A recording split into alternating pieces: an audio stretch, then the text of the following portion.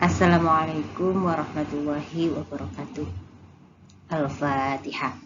A'udzubillahi minasyaitonirrajim. Bismillahirrahmanirrahim. Alhamdulillahirabbil alamin, arrahmanir rahim, maliki yaumiddin. Iyyaka na'budu wa iyyaka nasta'in. Ihdinas siratal mustaqim, siratal ladzina an'amta 'alaihim ghairil maghdubi 'alaihim waladdallin. Amin. Alhamdulillahirabbil alamin. Para siswa-siswi sekalian, anak-anakku kelas 12 MA Mbaul Ulum Coroko. Hari ini kita sampai pada pertemuan kedua mata pelajaran Quran Hadis. Masih sama dengan materi yang kemarin, materi minggu lalu, yakni membudayakan pola hidup sederhana dan menyantuni du'afa. Tetap bersama saya, Bu Dwi Arliah Darajat.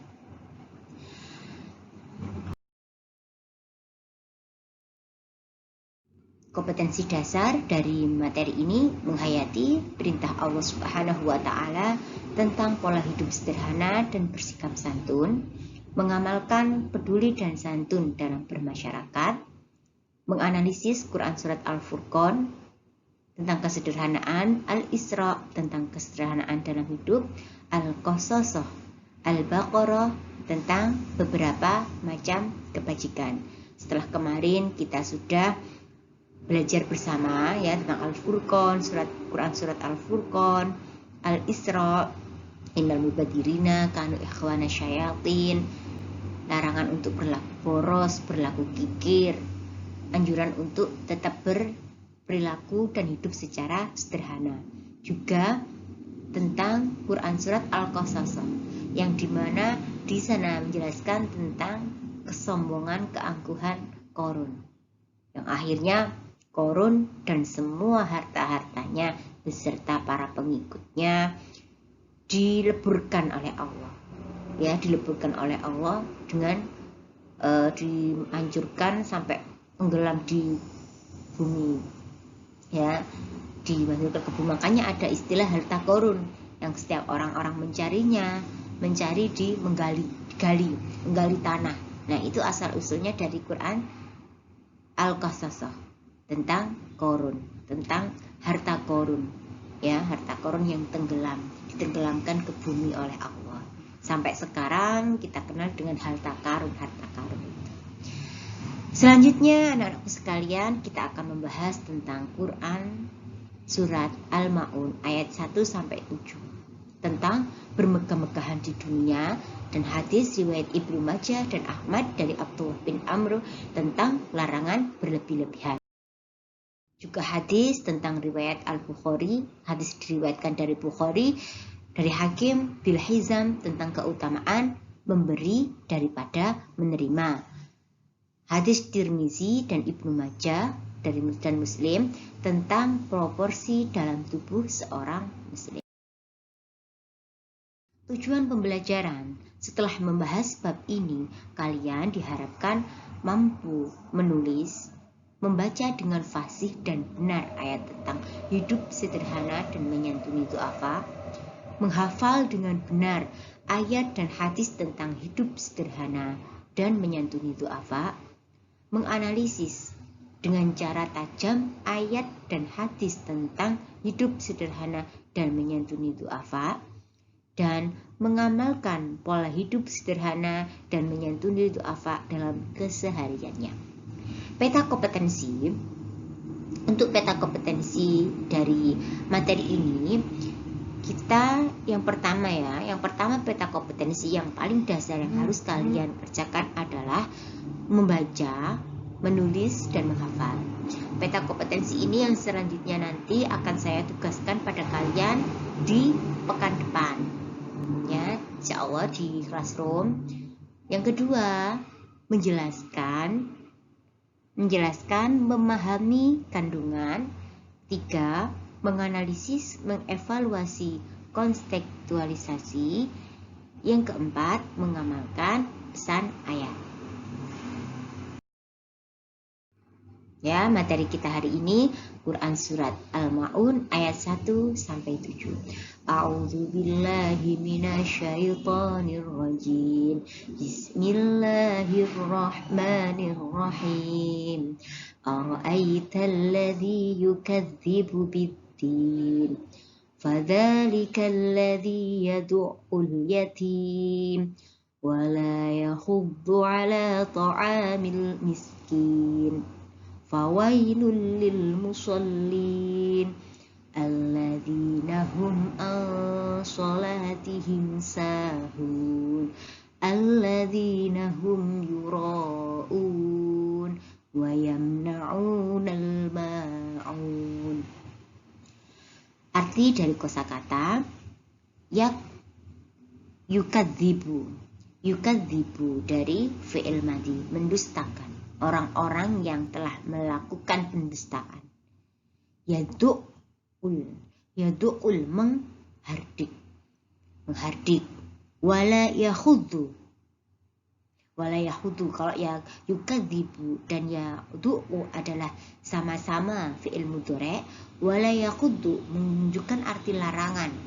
Larangan berarti fi'il nahi dan tidak menganjurkan. Ya, fawailun, maka celakalah.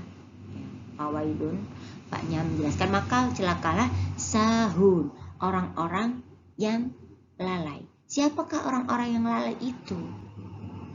Al-ma'un, bantuan dan pertolongan. Jadi terjemahnya, tahukah kamu orang-orang yang mendustakan agama?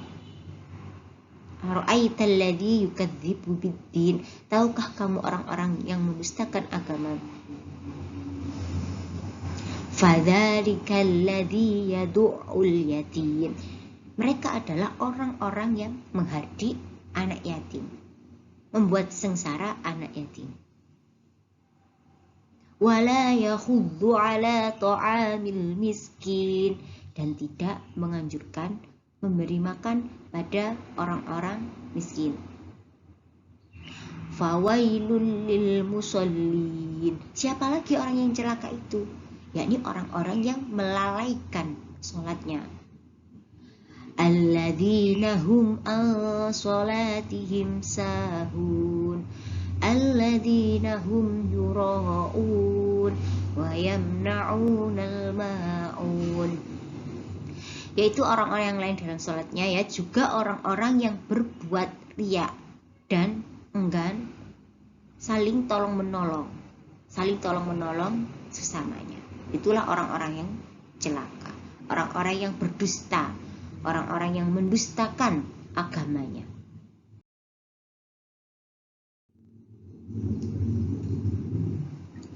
Jadi dalam surat Al-Ma'un, Quran surat Al-Ma'un itu lebih banyak mengajarkan kita tentang kasih sayang, ya, peduli.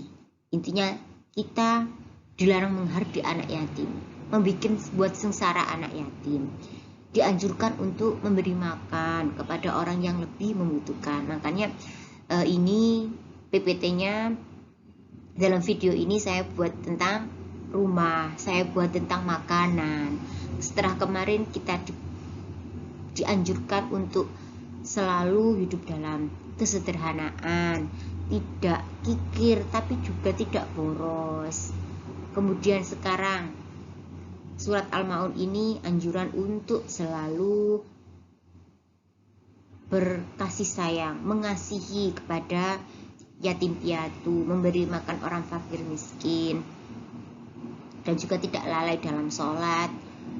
Makanya saya buat makanan, gambarnya tadi pizza, sekarang juga ada makanan, ada rumah megah, juga ada pantai. Semua itu gitu agar mengingatkan kita bahwa kita dibalik makanan yang kita makan, apabila kita bisa makan makanan yang enak, kita juga harus peduli kepada lingkungan sekitar kita.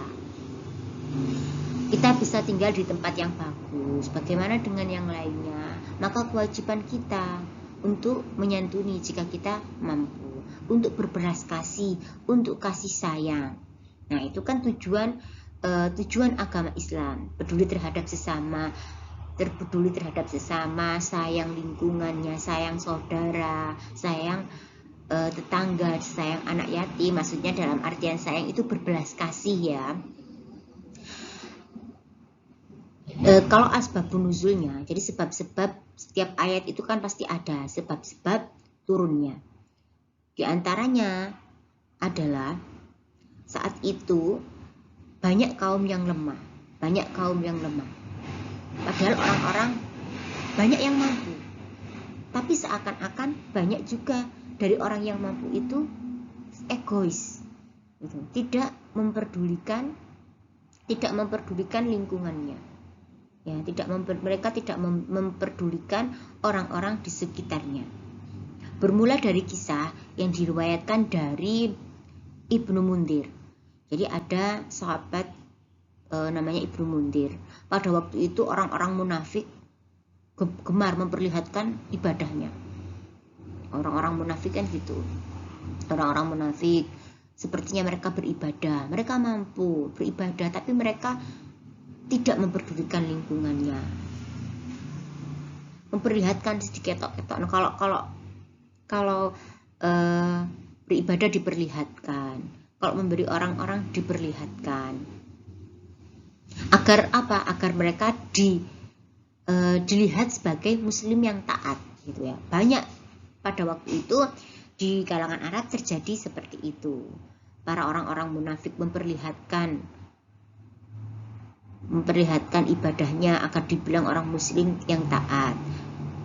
Tapi aslinya mereka penuh dengan kepalsuan. Mereka tidak melakukan hal-hal itu secara ikhlas, gitu loh. Mereka hanya pencitraan lah, kalau bahasa sekarang itu namanya pencitraan, gitu. Di samping itu, para orang-orang itu juga enggan sekali menyalurkan bantuan mereka pada orang miskin dan anak yatim. Jadi seakan-akan mereka itu ibadah terus-menerus agar dibilang muslim yang taat. Padahal mereka tidak mau peduli, egois, tidak mau peduli dengan lingkungan sekitarnya. Tidak peduli dengan orang yang kurang mampu, tidak peduli dengan anak-anak yatim di sekitarnya. Maka lewat surat Al-Ma'un Allah Subhanahu wa taala mengingatkan kepada umat Islam tentang perilaku orang munafik yang beragama dengan kepalsuan. Ya, secara tegas ayat yang pertama dalam surat Al-Ma'un menjelaskan perilaku mereka dengan bentuk kalimat Ara'aital ladzi yukadzibu biddin. Tahukah kamu orang-orang yang menustakan agama? Siapakah itu orang-orang yang menustakan agama? Kalimat tanya pada ayat pertama itu, surat Al-Ma'un itu mengingatkan kalau apa yang ditanyakan menjadi perhatian yang serius. Di ayat yang pertama sudah diberi pertanyaan bahwa ini berarti penting. Siapa mereka yang mendustakan agama itu? Dalam kehidupan sehari-hari kita sering melontarkan pernyataan di awal percakapan seperti itu kan sering, siapa sih? Kan sering ya. Berarti kan penting, apa sih? Biar penasaran gitu. Kan sering ya ketika kita diajak bicara, kenapa kalau sudah ada tanda tanya di awal, intinya gitu. Maka harus makan penasaran. Kalau sudah ada tanda tanya di awal, kan jadi penasaran. Kan siapa? Apa lanjutannya? Jadi pertanyaan dalam ayat pertama surat Al-Ma'un itu sebagai stimulus gitu untuk merangsang hati dan pikiran kita pada kondisi seperti ini. Ketika ada pertanyaan pasti lawan akan fokus, seperti saya jelaskan tadi. Penasaran siapa sih? Ketika ada tanda tanya di awal. Gitu kan ya. Dengan demikian, makna yang terkandung dalam surat Al-Ma'un dapat langsung mengena di sanubari, ibaratnya gitu, orang-orang yang beriman. Di ayat yang pertama itu mengungkapkan karakter pendusta dalam beragama itu seperti apa. Karakter orang tersebut secara jelas dipaparkan oleh Allah Subhanahu wa taala dalam surat Al-Ma'un, yakni orang yang menghardik anak yatim. Ya.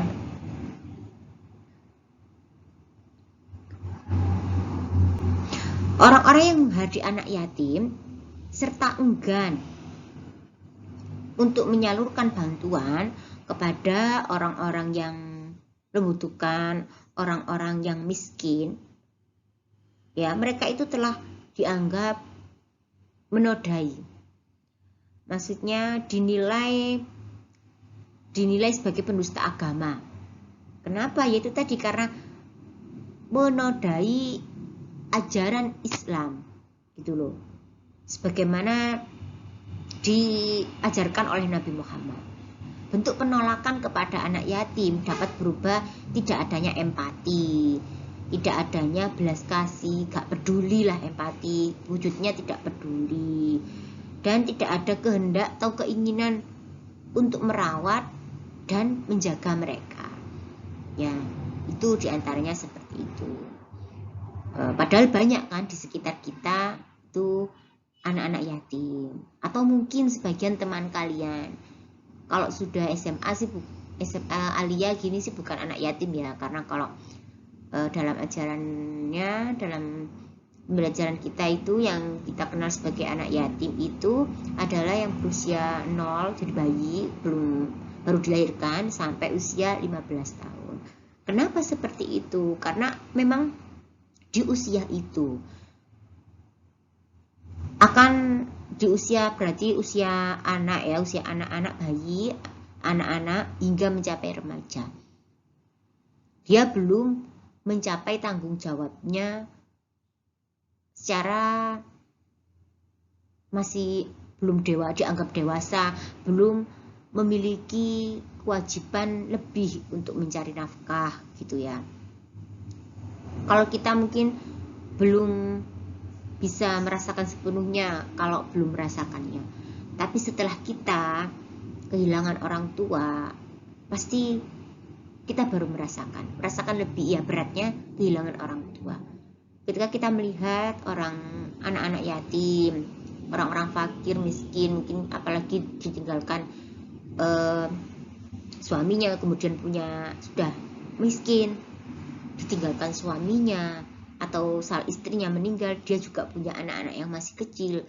Membayangkannya saja mungkin ya Allah berat rasanya. Apalagi kalau sampai dikucilkan di lingkungannya, tidak ada yang berbelas kasih. Bagaimana perasaan mereka? Ya. Sedangkan kita yang punya orang tua lengkap, yang kita dibesarkan dengan orang tua lengkap saja berat gitu.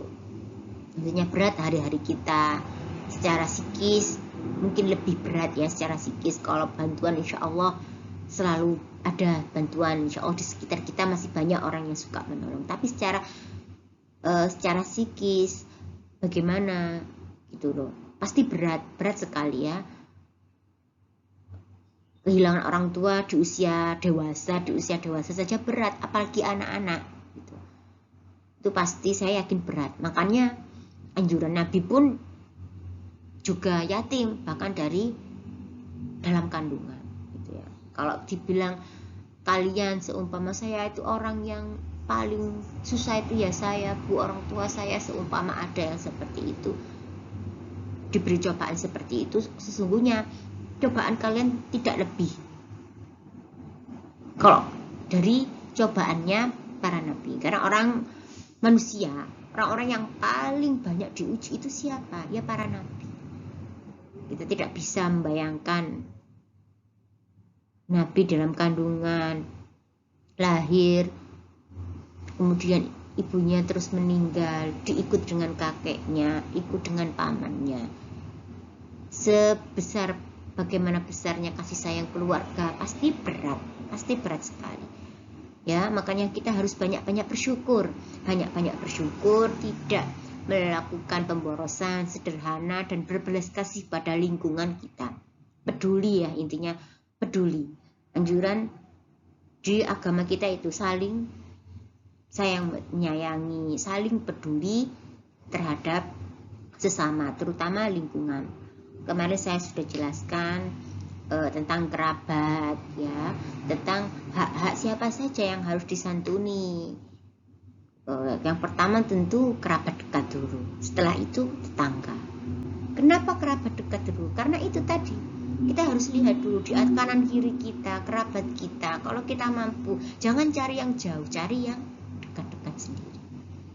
Cari yang paling dekat dengan kamu, itu kamu bantu. Gak usah cari jauh-jauh, lihat sekitar kamu. Itu yang paling utama. Ya, itu ya bisa dipahami ya. Sampai sini bisa dipahami ya. Itu perlunya dukungan, perlunya anak-anak yatim itu mendapat dukungan baik secara mental maupun secara psikologi gitu. Selanjutnya hadis tentang larangan berlebih-lebihan dan menyantuni du'afa. An Abdillah bin Umar anna Rasulullah sallallahu alaihi wasallam marra bi Sa'din wa huwa yatawaddu wa qala ma hadha sarafu faqala afil wudu'i israfun qala na'am wa in kunta ala nahri jari. Dari Abdullah bin Amr berkata bahwa Rasulullah Shallallahu Alaihi Wasallam melewati Sa'id. Jadi pada saat itu Nabi sedang berjalan-jalan. Ada Sa'id yang sedang berwudu. Rasulullah menegurnya, kenapa berlebih-lebihan seperti ini? Lalu Sa'id berkata, apakah dalam berwudu ada yang dianggap berlebih-lebihan?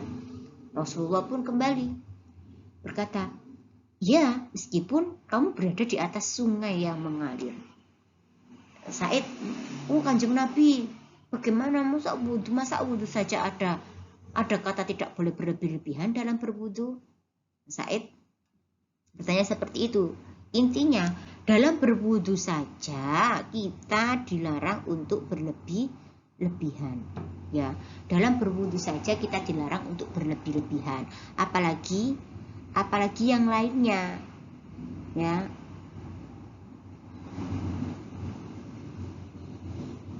Selanjutnya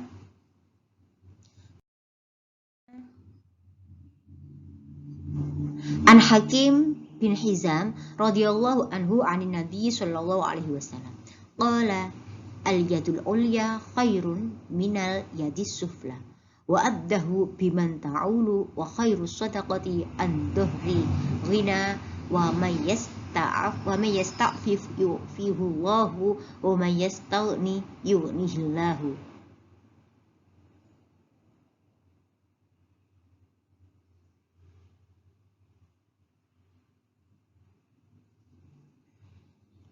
Dari Hakim bin Hizam radhiyallahu an, Nabi Muhammad SAW beliau bersabda, tangan yang di atas lebih baik dari tangan yang di bawah.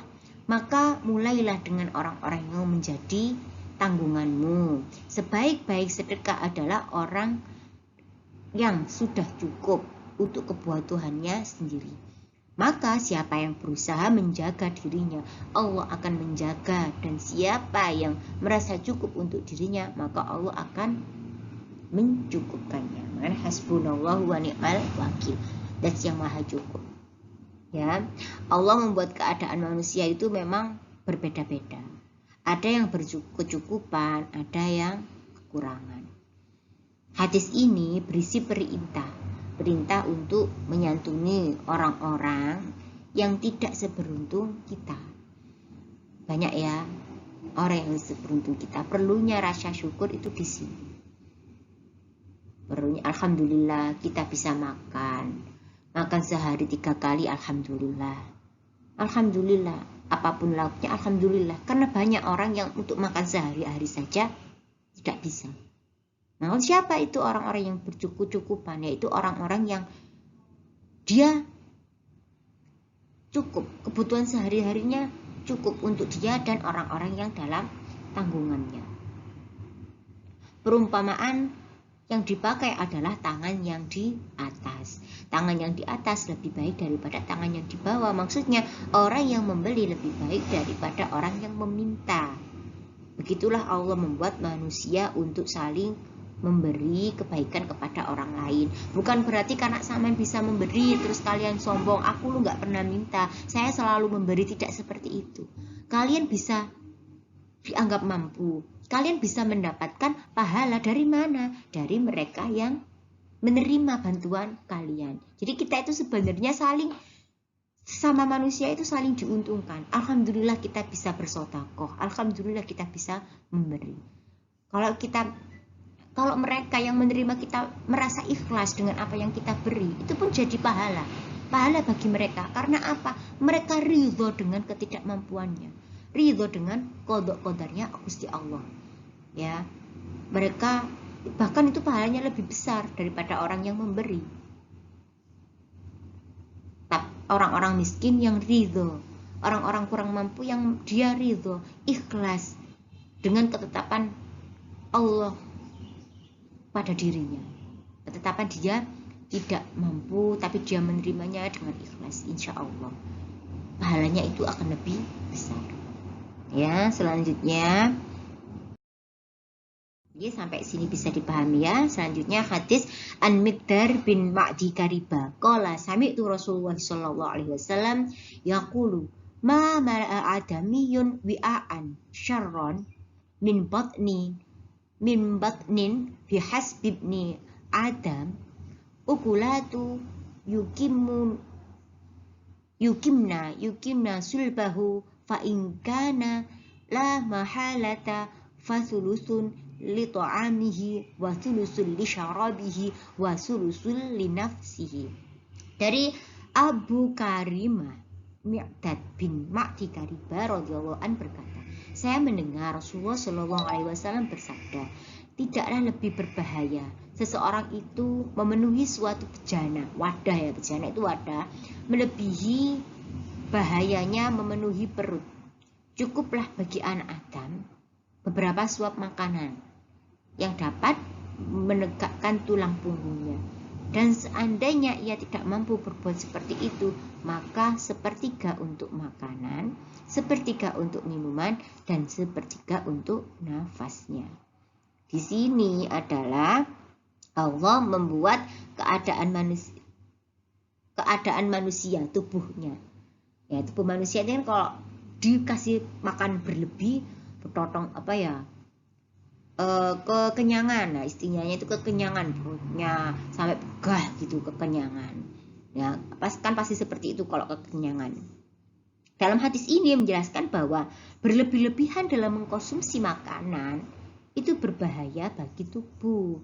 Itu kan nggak bagus. Kalau kalian makan kekenyangan sampai nggak bisa bangun, sampai sulit untuk berjalan, bagaimana? Sulit untuk bernafas apalagi ya. Islam menganjurkan kesederhanaan yang tercermin pada keseimbangan pola makan dan gaya hidup sehat.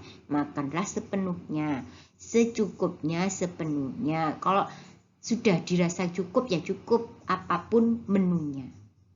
Saya ulang lagi, makanya dari awal saya gambar pizza ya, di materi saya ada gambar pizza.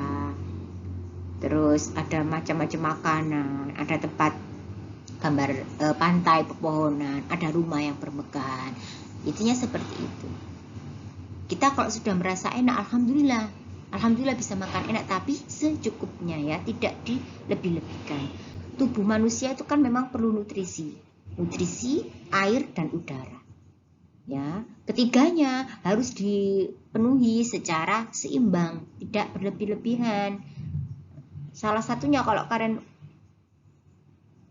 berlebihannya itu tadi,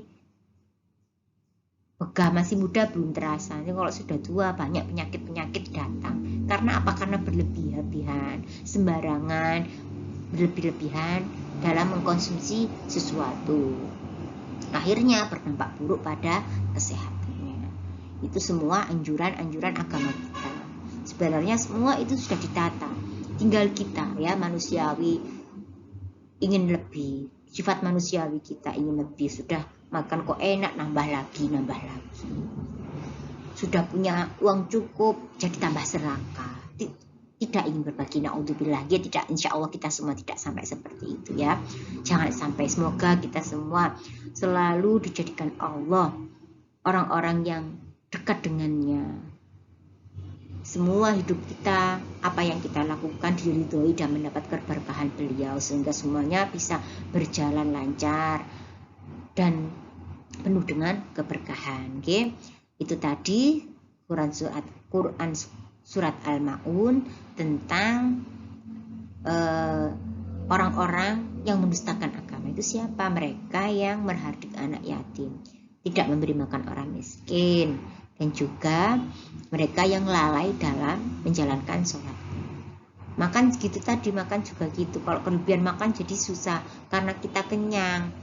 Jadi mau melakukan apa saja jadi malas karena kekenyangan. Itu tadi efeknya.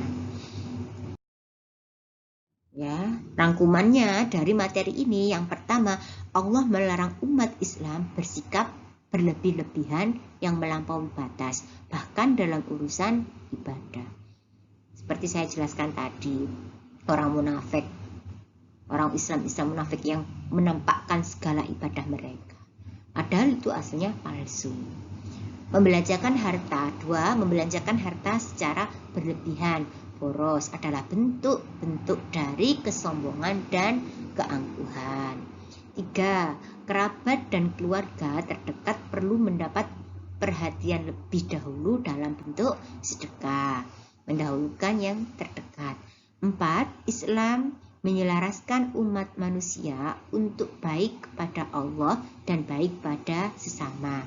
5. Termasuk orang yang mendustakan hari akhir adalah mereka yang tidak memperhatikan para du'afa dan fakir miskin. 6.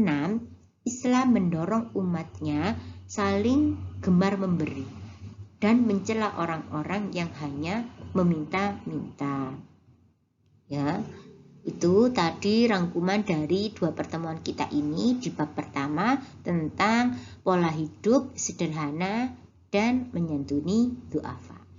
Terima kasih anak-anakku sekalian, semoga pertemuan hari ini bisa dipahami.